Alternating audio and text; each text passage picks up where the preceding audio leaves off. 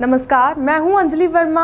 आज हमारे साथ मौजूद हैं board of homeopathic system of medicine Delhi के चेयरमैन डॉक्टर के जुनेजा। तो आइए जानते हैं डॉक्टर साहब से इस बोर्ड के बारे में। बात करते हैं इनसे कि किस प्रक्रिया के साथ में यहाँ पर कार्य होता है। स्वागत है आपका सर। मैडम, हमारा ये जो बोर्ड है इसका एक्ट बना 1956 में। वो एक्ट इसलिए बनाया गया कि यहाँ पर दिल्ली में होम्योपैथ जो फिजिशियन थे बगैर किसी स्टडी मतलब कोई कॉलेज नहीं होता था, एक्सपीरियंस बेसिस पे वो प्रैक्टिस करते थे, बुक्स घर में पढ़ के। और डॉक्टर जो पेशेंट थे वो उनको काफ़ी रिलीफ मिलता था। तो हमारी गवर्नमेंट ने कहा भाई ये जो डॉक्टर हैं इनको रजिस्टर किया जाए ताकि इनके साथ कोई अनहैपनिंग ना हो। रजिस्ट्रेशन जो डॉक्टर हमारे यहाँ बोर्ड में रजिस्टर होंगे तो उनके साथ कोई जैसे एलोपैथी में कोई पेशेंट सर्जरी करते हुए डेथ हो जाती है, या जैसे अभी एक केस था लेडी डॉक्टर ने एक डिलीवरी के बाद तो उसकी डेथ हो गई, उस पर एफआईआर की गई। तो ये बोर्ड में मतलब वो डॉक्टर अगर रजिस्टर्ड नहीं होती किसी बोर्ड अपनी काउंसिल में तो उसके ऊपर केस चलता। अब जैसे उन्होंने एफआईआर तो करा दी लेकिन वो उनको सबको वापस करनी पड़ी। तो इस बोर्ड में डॉक्टर को रजिस्ट्रेशन करने का ये बेनिफिट है कि अगर कल कोई उनके साथ जैसे अभी एक मिसहैपनिंग होगी तो वो पुलिस उनको ज़्यादा इंटरफेयर नहीं कर सकती, क्योंकि जो बोर्ड का डिसीजन होगा वही होगा। तो इसी को सब चीज़ देखते हुए हमारी दिल्ली गवर्नमेंट ने 1956 में एक एक्ट बनाया कि जितने होम्योपैथ प्रैक्टिशनर दिल्ली में प्रैक्टिस कर रहे हैं वो उस बोर्ड में रजिस्टर होंगे। और जब एक्ट बनाया तो एक्ट के बाद एक नोटिफिकेशन गवर्नमेंट ने किया कि जो डॉक्टर्स प्रैक्टिस कर रहे हैं और इतने साल से कर रहे हैं, जो 10 साल से प्रैक्टिस कर रहे हैं, तो वो हमारे बोर्ड में रजिस्ट्रेशन कराएं अपनी। तो उस वक्त गवर्नमेंट ने पहला जो बोर्ड बनाया वो नॉमिनेटेड बोर्ड बनाया, जिसमें डॉक्टर यदुवीर सिंह हमारे जो चेयरमैन पहले नॉमिनेट हुए और पूरा बोर्ड नॉमिनेट हुआ 3 साल के लिए। 3 साल के बाद जो हमारे नोटिफिकेशन हुआ उसमें ये एक्ट आ गया कि 3 साल बाद इलेक्शन होगा। इलेक्शन में जितने रजिस्टर्ड डॉक्टर्स हैं वो वोटिंग करेंगे। तो उसके बाद जब ये हुआ तो जब हमारे यहाँ एक कोई होम्योपैथी मेडिकल कॉलेज नहीं था, बोर्ड ने फिर ये सोचा क्यों नहीं यहाँ पर एक होम्योपैथी कॉलेज स्टार्ट किया जाए। तो डॉक्टर यदुवीर सिंह की एक ट्रस्ट थी, उन्होंने अपने ट्रस्ट के ज़रिए एक Nehru homeopathic medical college start किया। और फर्स्ट बैच जो निकला था वो 1971 में निकला था पास होके। तो उसके बाद हर साल तीन साल बाद इलेक्शन होते हैं हमारे, और उसमें पहले तो हमारे 9 मेंबर्स का बोर्ड था और अब भी है, लेकिन पहले जो था 6 इलेक्टेड होते थे और 3 जो मेंबर थे नॉमिनेटेड होते थे, जो गवर्नमेंट नॉमिनेट करती थी। और उसके बाद डॉक्टर हर्षवर्धन जी आए हमारे एज ए हेल्थ मिनिस्टर, तो उन्होंने विधानसभा में कुछ चेंजेस की, कुछ अमेंडमेंट्स लाए। उसमें अब हमारे जो है इलेक्टेड 4 मेंबर्स हैं और नॉमिनेटेड 5 मेंबर्स हैं। तो जिसमें एक प्रिंसिपल का नॉमिनेशन होता है, जो हमारे यहाँ 2 कॉलेज हैं, एक नेहरू होम्योपैथिक मेडिकल कॉलेज जो डिफेंस कॉलोनी में है, एक डॉक्टर BR सूर कॉलेज जो मोती बाग में है। और दोनों के एग्ज़ाम पहले हमारे बोर्ड ही लेता था। पहले डिप्लोमा होता था जिसको DHMS कहते हैं, diploma in homeopathic medicine and surgery. फिर ये कन्वर्ट हुआ डिग्री में, जिसको कहा गया BHMS, bachelor of homeopathic medicine and surgery. पहले ये बोर्ड ही एग्ज़ाम कंडक्ट करता था और उसके बाद नेहरू कॉलेज जो है दिल्ली यूनिवर्सिटी ने ओवरटेक किया। अब उसके जो एग्ज़ाम है दिल्ली यूनिवर्सिटी लेती है और वी.आर. सूर कॉलेज जो है इंद्रप्रस्थ यूनिवर्सिटी है वो एग्जामिनिंग बॉडी वो है उसकी। तो दोनों कॉलेज यूनिवर्सिटी में चले गए, लेकिन अब हम एक फार्मेसी कॉलेज चला रहे हैं जिसका डिप्लोमा कोर्स है 2 साल का। और क्योंकि हमारे दिल्ली में 650 से ऊपर होम्योपैथिक डिस्पेंसरी हैं, जैसे एमसीडी की, एनडीएमसी की, दिल्ली गवर्नमेंट की, सीसीएच की, सीसीआरएच की, सीजीएचएस की, तो ये मिला के 650 से ऊपर डिस्पेंसरी हैं। लेकिन अभी तक वहाँ जो फार्मासिस्ट रखे जाते थे वो एक्सपीरियंस बेसिस पे रखे जाते थे कि कोई भी डॉक्टर एक किसी को 3 साल का इसने मेरे साथ 3 साल काम किया है एज ए फार्मासिस्ट, तो उसको गवर्नमेंट रख लेती थी। लेकिन अब सेंट्रल से एक ऑर्डर इशू हो गया है जिसमें यह है कि सिर्फ क्वालिफाइड जो फार्मासिस्ट होगा वही डिस्पेंसरी में रखा जाएगा। तो इसलिए हमें ये फार्मेसी कॉलेज का शुरू करना पड़ा और ये 2 साल का डिप्लोमा कोर्स है। लेकिन अभी इसकी सिर्फ 40,000 रुपये 1 साल की फ़ीस है, मतलब 2 साल 80,000 की फ़ीस है। लेकिन जो भी बच्चा यहाँ से पास होके लगेगा, अभी कुछ बच्चे लगे हैं जो 55,000 रुपया इनकम ले रहे हैं, लेकिन 7 पे कमीशन लगने के बाद उनकी 1 लाख के बराबर तनख्वाह होने जा रही है। तो लोगों में भी अवेयरनेस नहीं है। मैं आपके ज़रिए कुछ पब्लिक में अवेयरनेस भी देना चाहता हूँ कि ये बहुत अच्छा कोर्स है और ये 2 साल का कोर्स है जो कि अभी एक लक्ष्मी नगर में चल रहा है और एक बदरपुर में चल रहा है।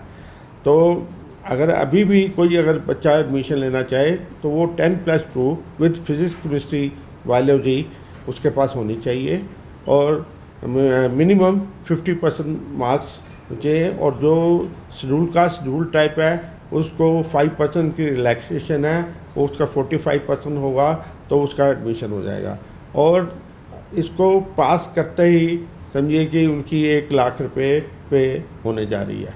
इस बोर्ड के भविष्य की यदि बात करें तो इस बोर्ड के भविष्य के बारे में आप क्या सोचते हैं, क्या भविष्य आप देखते हैं?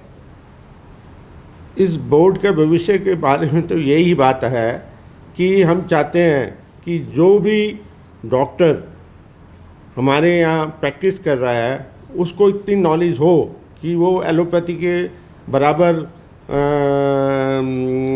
केस को स्टडी करे और केस को ट्रीट करे।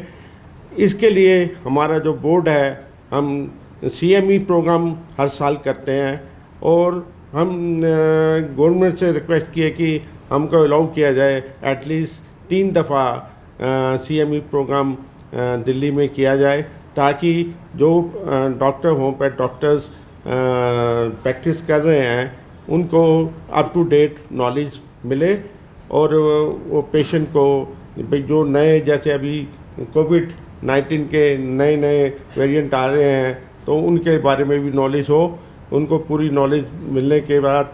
और हम ये भी सोच रहे हैं कि गवर्नमेंट ने भी थोड़ा बहुत वो दिया है हमें आइडिया कि जो डॉक्टर प्रैक्टिस कर रहा है तो हम जैसे 5 साल की रजिस्ट्रेशन के बाद रिन्यू करते हैं 5 साल के बाद, तो जो रिन्यूअल होगी 5 साल बाद तो उसको कम से कम ये CME की 60% क्लासेस आवर्स के हिसाब से उसको अटेंड करनी पड़ेंगी, तो जब ही उसकी रिन्यूअल होगी, नहीं तो हम उसका रिन्यूअल नहीं करेंगे जा रहे। तो इससे क्या होगा कि उनकी जो नॉलेज है अप टू डेट रहेगी। तो क्या आने वाले समय में यदि हमारा देश ऐसी किसी बीमारी से जूझता है या फिर दोबारा से कोविड की परेशानी आती है तो होम्योपैथी क्या अपनी भूमिका सही तरीके से निभाएगा? होम्योपैथी एक ऐसी साइंस है कि जिसमें एक तो कोई साइड इफ़ेक्ट नहीं है और इसमें गवर्नमेंट का भी खर्चा कम होता है। मेडिसिन जो हैं इतनी महंगी नहीं पड़ती, इसलिए होम्योपैथी की जो भी नई नई बीमारियां आती हैं और दिल्ली गवर्नमेंट की अलग रिसर्च है, तो रिसर्च होती रहती है। तो हम रिसर्च ऐसे करते हैं, जैसे सपोज 10 पेशेंट है, तो 10 पेशेंट्स में हम 5 पेशेंट्स को एलोपैथी और होम्योपैथी मेडिसिन देते हैं और 5 पेशेंट्स को सिर्फ खाली होम्योपैथी मेडिसिन देते हैं। तो उससे क्या डेवलपमेंट होती है, उसके जो रिजल्ट्स आते हैं उसके आगे फिर हम प्रोसीड करते हैं। सर, होम्योपैथी स्टूडेंट्स जो हैं क्या वो इस बोर्ड को ज्वाइन कर सकते हैं?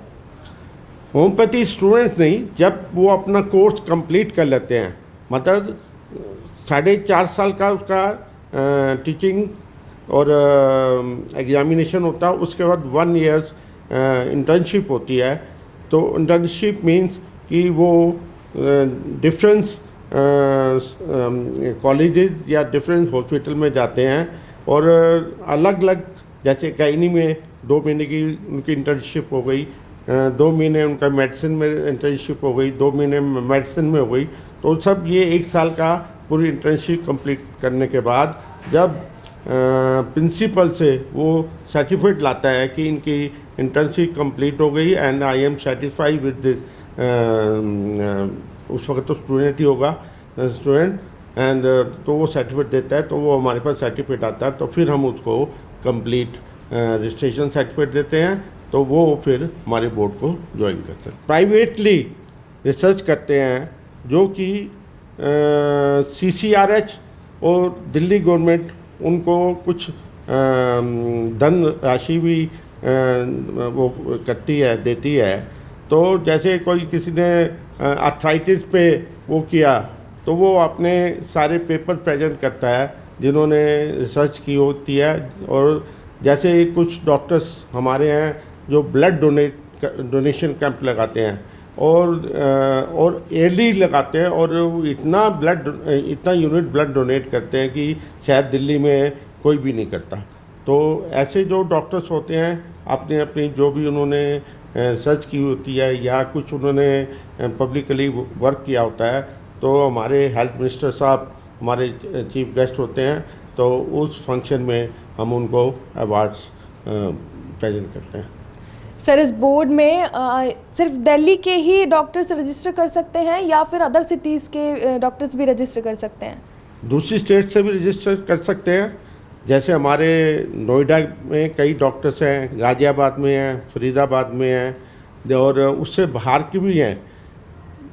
रजिस्ट्रेशन करने में कोई दिक्कत नहीं है। पहले ये था कि जिस स्टेट में आप रजिस्टर करते हो तो उसी स्टेट में प्रैक्टिस करनी है, लेकिन अब जो हमारी सेंट्रल काउंसिल ऑफ होम्योपैथी थी वो डिज़ोल्व होकर एक नेशनल कमीशन बन गया है।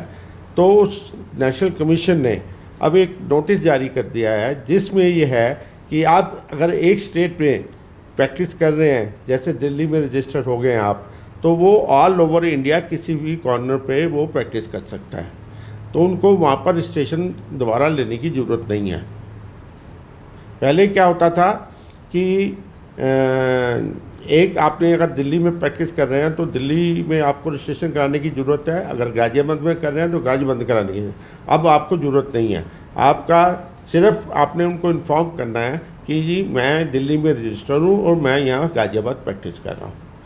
और जैसे आपने कहा कि और क्या फैसिलिटी, पहले जो ड्राइविंग लाइसेंस के लिए मेडिकल सर्टिफिकेट या पासपोर्ट क्योर करने के लिए मेडिकल सर्टिफिकेट या कोर्ट में प्रेजेंट नहीं होना चाहता, वो बीमार है, उसके लिए सर्टिफिकेट, या और कोई गवर्नमेंट ऑफिस से छुट्टी लेना चाहता है और उसके लिए सर्टिफिकेट पहले हम लोग नहीं दे सकते थे। अब हम हर एक तरह का सर्टिफिकेट दे सकते हैं जो एलोपैथ डॉक्टर दे सकते हैं, और हमारे बोर्ड ने वेबसाइट पे भी इसको वो सारा दे दिया है, और हमारा जो फंक्शंस होते हैं हर ईयरली उसमें भी हम सारा पब्लिकली बताते हैं। इस विश्व होम्योपैथिक दिवस पर आप सभी डॉक्टर्स को, सभी लोगों को क्या संदेश देना चाहेंगे? हमारे जितने होम्योपैथ डॉक्टर्स हैं वो पेशेंट के साथ बड़े प्यार से और जो गरीब आदमी हैं उनको फ्री ट्रीटमेंट दें, जो पैसे दे सकते हैं उनसे पैसे लें, और अगर कोई सर्टिफिकेट देता है तो उसको मतलब सच्चा सर्टिफिकेट देना है। बहुत बहुत धन्यवाद आपका। इसी के साथ देखते रहिए खबर टुडे न्यूज़।